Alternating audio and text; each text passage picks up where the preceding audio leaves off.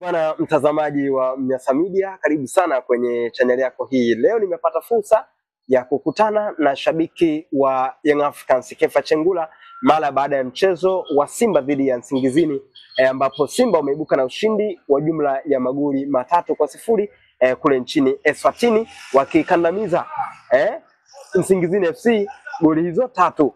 Kipindi cha kwanza wakienda half time kwa goli moja, lakini kipindi cha pili wakifunga magoli mawili na kujumlisha magoli jumla ya matatu kwenye mchezo wa raundi ya 32 ya kutinga hatua ya makundi ya ligi ya mabingwa barani Afrika. Lakini kwao Young Africans, kwa maana kina Kefa Chengula, mashabiki hawa wa Yanga, siku ya jana kulikuwa siku mbaya sana kwao baada ya mambo mawili kutokea. Jambo la kwanza lililojitokeza siku ya jana ni kufungwa dhidi ya Stika kule nchini Malawi, lakini jambo la pili ni kufukuzwa kwa Lomeni Folz, kocha wao wa Young Africans. Yote haya ungana nasi hapa mpaka mwisho wa kipindi hiki, na napoenda kuzungumza na Kefa Chengula, shabiki wa Young Africans. Bwana Kefa Chengula, habari za muda huu? Bwana salama, tunamshukuru Mwenyezi Mungu. Bwana, umeona pila huko ambalo limepigwa na watani zako Simba kule Eswatini? Mimi awali ya yote nipende kuchukua nafasi hii kuwapongeza klabu ya Simba kwa kuweza kuvuna alama 3 na magoli 3. Niweze kuwapongeza, na tumeona mpira mzuri na mpira wa kuvutia. Binafsi kama mwanachama wa klabu ya Yanga lazima niwapongeze, kwa sababu wanasema mpira ni mchezo wa hadharani. Kila mtu anafanyaje, anauona. Kwa hiyo mimi binafsi nimevutiwa na mpira wa Simba kwa namna walivyocheza dhidi ya hiyo timu ya kutoka huko Eswatini. Wamecheza vizuri, na hii yote ndugu zangu, tuseme ukweli, na mimi leo lazima hii nizungumze, manake kila siku kwenye hii media ya Mnyasa huwa nikizungumza, kuna watu wanatoka front wanaamini mimi labda nalipa fedha na viongozi wa klabu ya Simba ili labda nizungumze negative kuhusu klabu ya Yanga. Hapana, tunazungumza kile kitu ambacho sipo. Na mimi kwenye hii media ya Mnyasa nimewahi kuzungumza ndugu zangu kwamba, ndugu zangu, kwa nini sisi tunafanya vizuri kwenye ligi ya ndani na kimataifa hatufanyi vizuri? Na kwa nini hawa ambao tumewafunga mara 6 mfululizo ndani, tumewafunga mara 6 mfululizo, wamefunga mara 6 mfululizo, na kwa nini kimataifa wanafanya vizuri na kwa ndani wanafanya vibaya? Umeelewa? Hilo lazima tuweke question mark. Leo tumeona kabisa watu ambao tumetoka kuwafunga juzi 1-0 wameenda kimataifa wameshinda 3-0. Sisi ambao tumewafunga 1-0 tumeenda kimataifa tumefungwa 1-0. Ni lazima tuweke question mark kwamba hapa kuna nini kinafanyika. Kwa hiyo mimi binafsi nataka niwaambie hatujachelewa. Na tulishasema ndugu zangu, unajua sisi wengine labda yawezekana labda wanatudharau au wanatupuza kwa namna labda tunavyozungumza, lakini sisi tunazungumza mpira kwa sababu mpira tumeucheza na mpira tunaufahamu na tunajua protocol za mpira. Umeona, instruction zote za kuhusu mpira tunazijua. Tulishasema ndugu zangu, ujio wa huyu kocha since day one, siku ya kwanza tuliona kabisa mwelekeo wa huyu kocha kwa namna jinsi anavyocheza. Tukasema ndugu zangu, klabu yetu tangu Nabi atoke, makocha wote waliopita hapa Tanzania kwenye klabu yetu wamefuata nyendo zote za Nabi.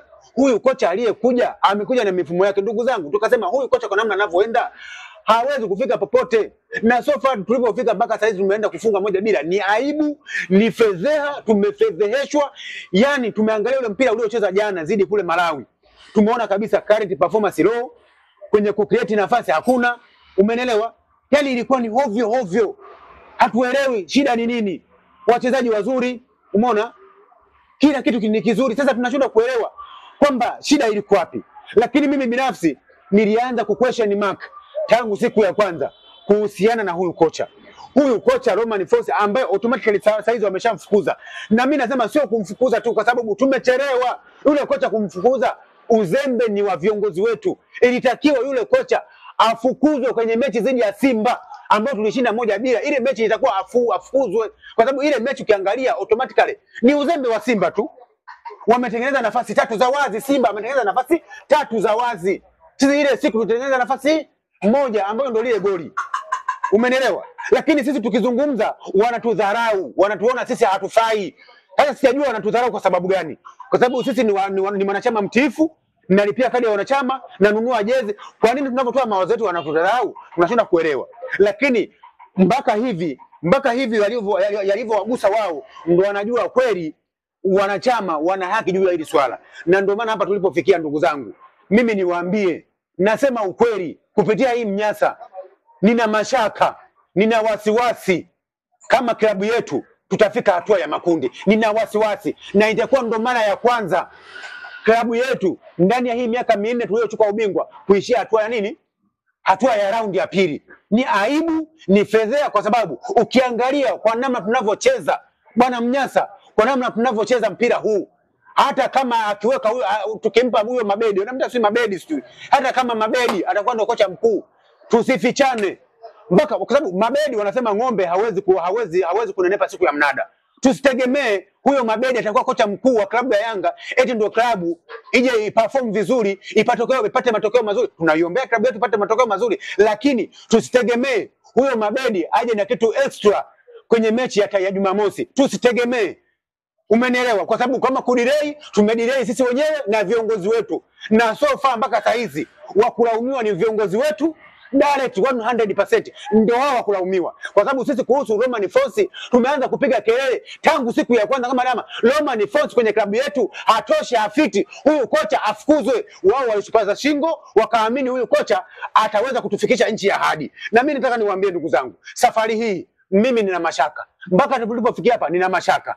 Kwa sababu siamini kama Mabedi anaweza kutufikisha hatua ya makundi, na ng'ombe hawezi kuzeeka kunenepa siku ya mnada. Umeshindwa kuilisha ng'ombe since day one, siku ya kwanza. Unataka siku ya mnada ndo ng'ombe anenepe. Atanenepa vipi? Tumeshachelewa. Siamini, nina mashaka, labda itokee nguvu ya ziada klabu yetu kuingia hatua ya makundi. Lakini kwa sasa wanachama na mashabiki tuna wasiwasi, tumejaa na mashaka, na yani tunaumia. Hebu angalia leo ndugu zetu. Angalia leo ndugu zetu upande wa pili. Wamepata matokeo ya kishindo ugenini. Umenielewa? Sasa sisi leo timu ya kutoka hapo Malawi tunashindaje kupata matokeo? Timu ambayo hata kwenye top 15, top 50, yani timu 50 bora Afrika haipo, ile ya Malawi leo inakujaje kutufunga sisi? Haya, ile timu ambayo ya Eswatini ambayo amecheza nao leo Simba amefanikiwa kushinda goli 3 bila, maana ni pointi 3 na magoli 3. Hata sisi leo mabingwa wa ligi. Wewe bwana Kefa, nimekuumiza sana hivi bwana. Ndio, nimekuumiza sana hivi. Mimi imeniumiza. Na Mnyasa nisikufiche, imeniumiza, nitazidi kuumia, ni fedheha, ni aibu. Yani saizi tunashinda hata cha kuzungumza. Kama tumefanikiwa kumfunga Simba aliyeko nafasi ya 5 kwenye leki za CAF, tunashindwaje kumfunga timu ambayo iko nafasi ya 50 kwenye leki za CAF? Na ugenini tumeangalia ile performance. Ile performance kweli ni performance ya Yanga ile? Ndio Yanga ambayo tunaaminishana kweli msimu kama naenda kufanya wonders kweli? Naenda kufanya maajabu, tunaingia hatua ya nusu finali au quarter final na timu ile. Tunasema Mabedi amekuja, ni kweli Mabedi amekuja, ni kocha mkuu, tunamwamini, tunampenda, lakini mimi nina mashaka Mabedi huyo hawezi kwenda kufanya maajabu kwenye hiki kipindi. Ilitakiwa siku ya kwanza kabisa ile mechi dhidi ya Simba pale yule kocha iwe imemwajeni bye bye. Lakini kwa sababu akawa ameshinda, unajua hizi timu zetu bana, si kwa nini? Yaani ukishakuwa umeshashinda yani wanakosa nguvu ya kukufukuza. Umenielewa? Kwa hiyo mimi saizi bana Mnyasa nisikufiche, viongozi wetu wameshachelewa, wala wasijivunie kwa chochote. Kumfukuza yule kocha ni sawasawa tu na kujificha kwenye kichaka. Umenielewa? Kumfukuza Romain Folz ni kujificha kwenye kichaka. Kwa sababu wangemfukuza kwenye ile mechi ya Simba ndo wangeonekana ni viongozi wasafi. Sisi wanachama tunaumia, tunafedheheka. Saizi haya leo Simba ameshinda 3 bila. Tunapita wapi sisi? Tunazungumza nini? Tumekaa kimya kama wakiwa. Tumekaa kimya kama watoto wanyonge. Tumekaa kimya kama watoto yatima. Tunazungumza nini mbele ya Simba? Simba leo ameshinda 3 bila. Na ameshinda ugenini. Sisi Yanga tulikuwa ugenini, Simba alikuwa ugenini. Simba ameshinda 3 bila, sisi tumefungwa 1 bila. Haya sisi tutasema nini? Tutasema nini? Na mpira ni mchezo wa hadharani. Tutasema nini? Lawama zote tunawapelekea viongozi wa klabu ya Yanga. Na hizi lawama hamwezi kuzikwepa. Hizi lawama otherwise tuingie hatua ya makundi. Lakini tukitoka hatua ya makundi, tunawaambia viongozi wetu, huu msimu tutawaandama mpaka mwezi wa 5. Hii lazima tulizungumze, kwa sababu tunaumia, kwa sababu sisi tunalipa kadi ya wanachama, tunanunua jezi, tunashirikiana na klabu yetu, lakini kwa nini tunaenda kupata hichi? Kwa nini tunafedheheshwa? Kwa nini tunaumizwa kiasi hichi? Kila siku tunalalamika, jamani, mpira huu, jamani, huu uchezaji sio. Bwana Mnyasa, tulikuwa tuzungumzi kupitia media hizi, lakini tulikuwa tunatukanwa, wanasema huyo alinyima hela za matibabu ndio maana leo anashambulia uongozi. Huyo sio. Ndugu zangu, sisi ni wanachama. Siwezi kwenda kununua au siwezi kwenda kulipia kadi ya wanachama au kulipia shilingi 29,000 au kununua jezi ya shilingi 45,000 nisiwe bila mapenzi na klabu yangu. Nafanya haya yote kwa sababu naipenda klabu yangu isonge mbele. Kwa nini napenda klabu yangu isonge mbele? Kwa nini hawa wengine wanaorudisha klabu yetu nyuma? Kwa nini sisi tunavyosema mnatuataki, mnatushambulia? Kwa nini?